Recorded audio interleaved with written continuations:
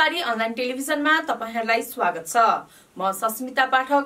सुरु गरौं आज दिनभरिका मुख्य समाचारबाट। सरकारले राष्ट्रपति रामचन्द्र पौडेल नेतृत्वको प्रतिनिधि मण्डलको कतार भ्रमण स्वीकृत गरेको छ। 17 गतेदेखि 20 गतेसम्म कतारमा हुने सेकेन्ड ओल समिट फर सोशल डेभलपमेन्टमा राष्ट्रपति पौडेल नेतृत्वको नेपाली प्रतिनिधिमण्डल सहभागी हुनेछन्।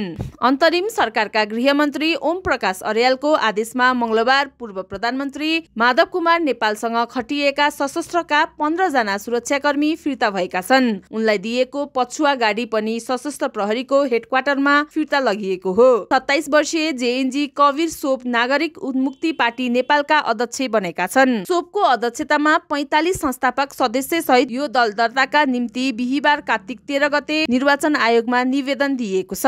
बीपी राजमार्ग पुनर्निर्माण तथा मर्मत सम्भारका लागि नेपाल सरकार र जापान सरकार बीच अनुदान सम्झौतामा हस्ताक्षर भएको छ। जापान सरकारले यो राजमार्गको मर्मत र पुनर्निर्माणका लागि 2 अर्ब 80 करोड जापानी येन 2 अर्ब 60 करोड रुपियाँ बराबर अनुदान सहायता दिने भएको छ। नेपाल विद्युत प्राधिकरणले 283 मेगावाट विद्युत निर्यात अनुमति नवीकरणका लागि स्वीकृत पाएको छ।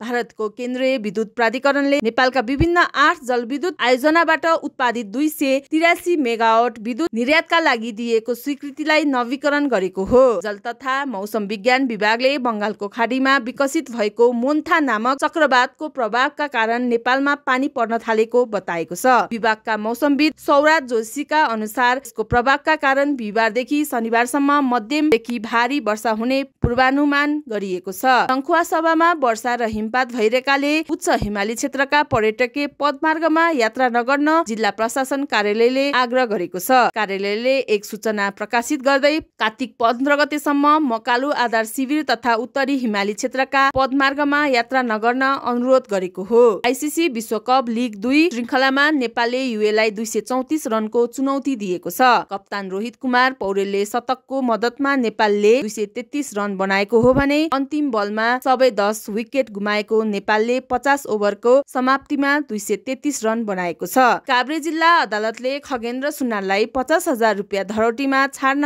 आदेश दिएको छ। विवाद हुन्चेक बहसपछि मुद्दाको अन्तरिम फैसला हुँदा हरे बमोजिम न्यायाधीश नगेन्द्र कुमार कालाखेतीको इजलासले सुनारलाई 50,000 धरौटीमा छाड्न आदेश दिएको हो।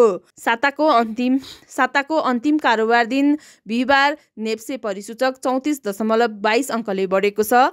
यसअघि लगातार 3 कारोबार दिन बढेको नेप्से बुधबार भने सामान्य करेक्सन भएको थियो।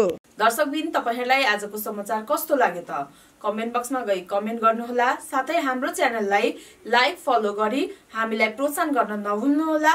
धन्यवाद।